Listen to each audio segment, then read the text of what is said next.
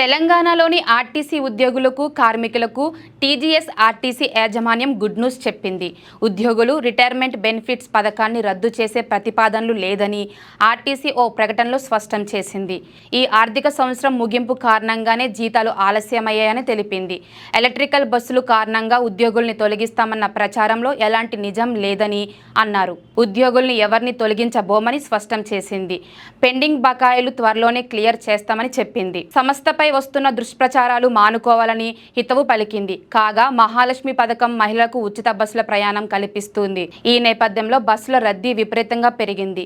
కొన్ని బస్సుల్లో అయితే కాలు పెట్టేందుకు కూడా జాగా లేకుండా పోతుంది. జిల్లా కేంద్రాల నుంచి హైదరాబాద్ వచ్చే వారి సంఖ్య డబల్ అయ్యింది. ఈ నేపథ్యంలో తెలంగాణ ఆర్టీసీ కొత్తగా ఎలక్ట్రికల్ బస్సులను ప్రవేశపెట్టింది. పర్యావరణ అనుకూలమైన రవాణాలను ప్రోత్సహించడంలో భాగంగా ఈ చర్యలు తీసుకుంటున్నారు. 2025 డిసెంబర్ నాటికి హైదరాబాద్లో పూర్తిగా ఎలక్ట్రికల్ బస్సులను నడపాలన్నదే లక్ష్యంగా పెట్టుకున్నారు. హైదరాబాద్ నగరంలో ఇప్పటికే కొన్ని ఎలక్ట్రికల్ బస్సులు నడుస్తున్నాయి.